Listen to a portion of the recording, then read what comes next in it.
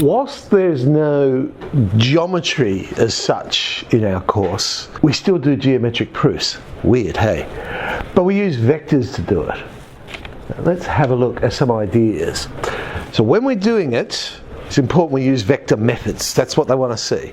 How we're using vectors to solve these problems. When you've got your geometric shape, what I tend to do is choose a vertex or some other key point in there, and I think of that as the origin. That's going to be my reference point for my vectors. The things I use, ideas, I know, remember, sum or difference of vectors will create a triangle, because you get that, you get half of the parallelogram if you like. One diagonal is the sum, one diagonal is the difference. So we can get triangles. We know parallel vectors are multiples of each other, we know that. The angles between vectors, we can find that using the dot product. We know perpendicular vectors will have a dot product of 0. In geometry, a lot of geometry problems are, prove things are perpendicular. And if ever I want to know the position vector, then head minus tail. Head minus tail will tell me what vector that's representing. Okay, let's do some. We're going to prove the diagonals of a rhombus are perpendicular. So here is a rhombus, but I've made the sides of the rhombus a vector. Conveniently, I've called one of the vertices O, so I can think of it, oh, here's my origin. So OABC we know is a rhombus. OA, I'm going to call that vector A, and OC I'm going to call vector C. The diagonals will be OB, and that would be the sum of the two vectors, and AC, the difference of the two vectors. I mean, I could have just as easily made it CA, and then it would have been A minus C instead of C minus A. It doesn't matter. I've just named it. All right. Let's find the dot product, because remember, we're trying to show these diagonals are perpendicular. I want this dot product to be 0. If I can show it's 0, then I know they're perpendicular. So A plus C dot C minus A, well, it actually is the difference of two squares there. If I change that A plus C to be C plus A, it'd be more obvious. But I'll get C dot C minus A dot A. Remember, C dot C is the same as the magnitude of C squared, and A dot A is the magnitude of A squared. Remember, we said this shape is a rhombus. So the length of that vector A and the length of that vector C, they must be the same, because their sides are a rhombus. So we still use some ideas from geometry, because I've got to justify why I can say the magnitude of A is the same as the magnitude of C. Well, you've told me this shape is a rhombus, and I know that sides in a rhombus are going to be equal. So there it is. OB dot AC must be 0. Therefore, they are perpendicular. So there's our proof. Let's do good old Pythagoras' theorem. There's so many ways you can prove Pythagoras' theorem. We're going to do it using vectors. I've made the right angle, that vertex, I'm going to call that one O. So there's my triangle.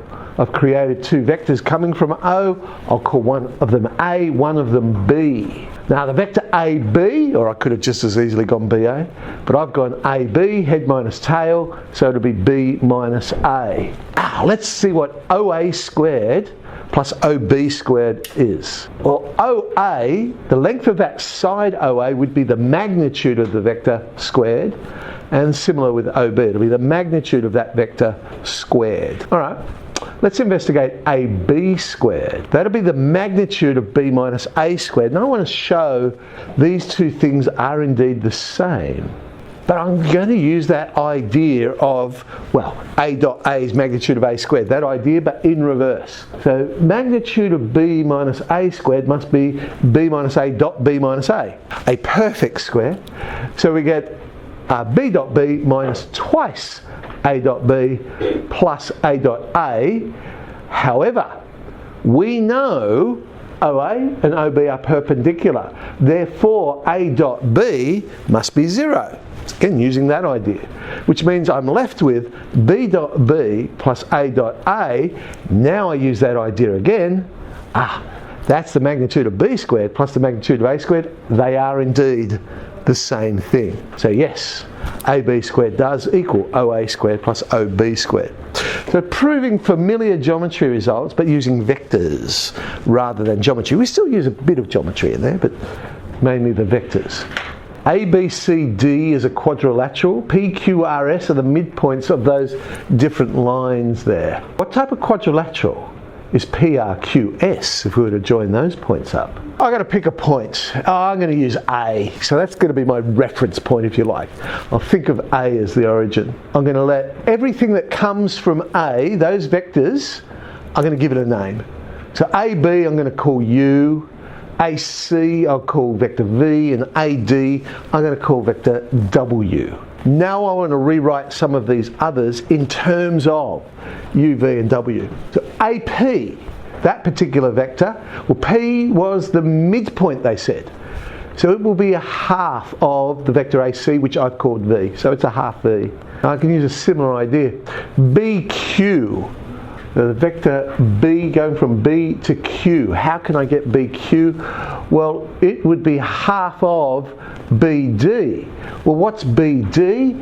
BD, there's the triangle coming from two vectors, head minus tail. It would be W minus U, but it's half of that because it's the midpoint. So I get a half of W minus U. Now AR, again, that's the midpoint of AD.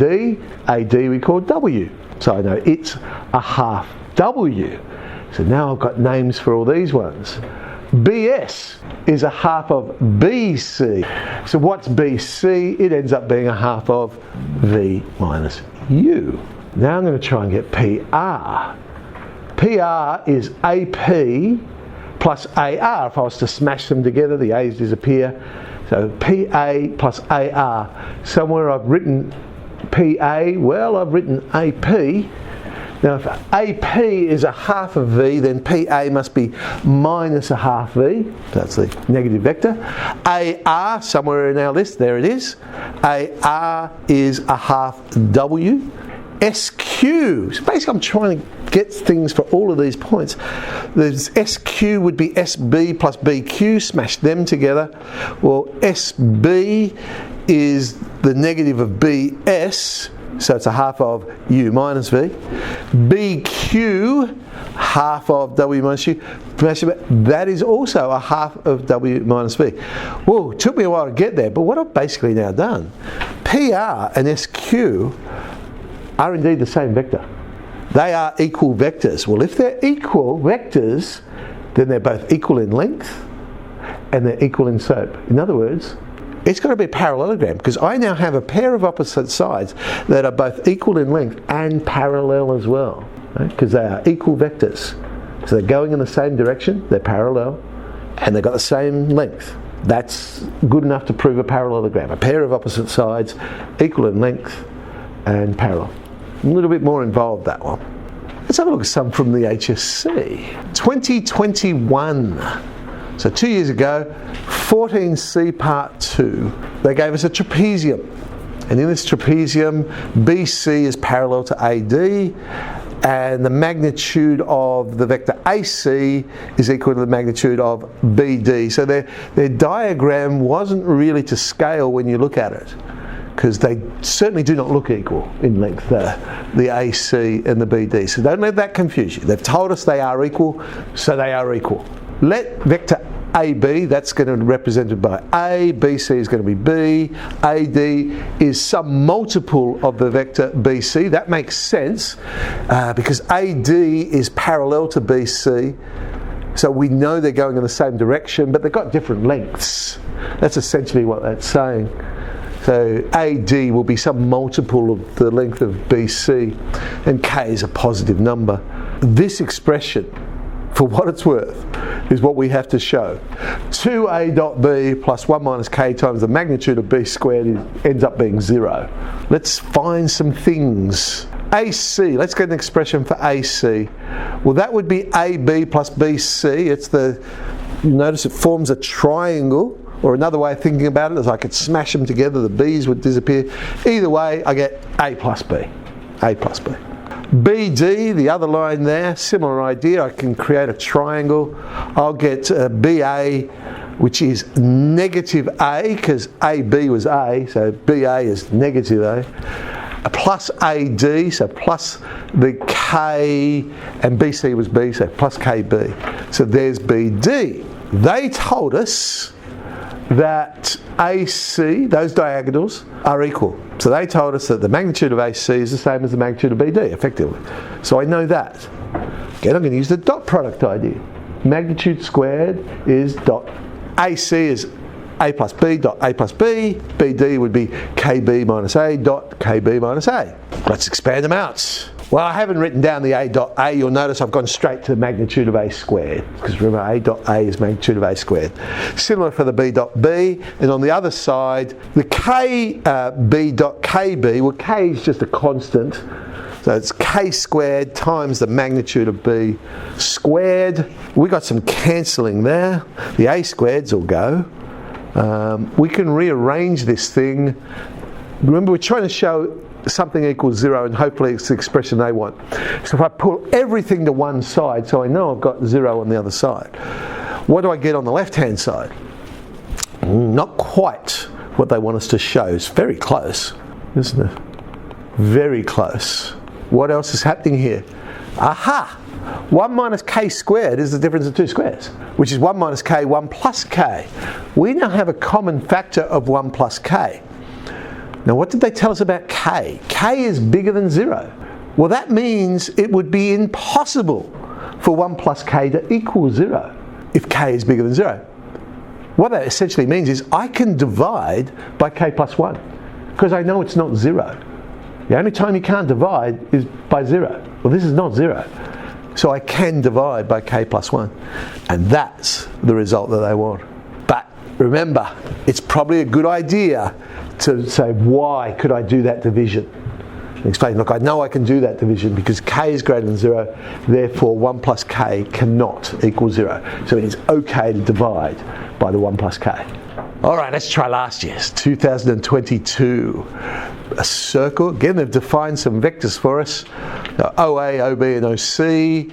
H is A plus B plus C, and H is a point such that OH is the vector H.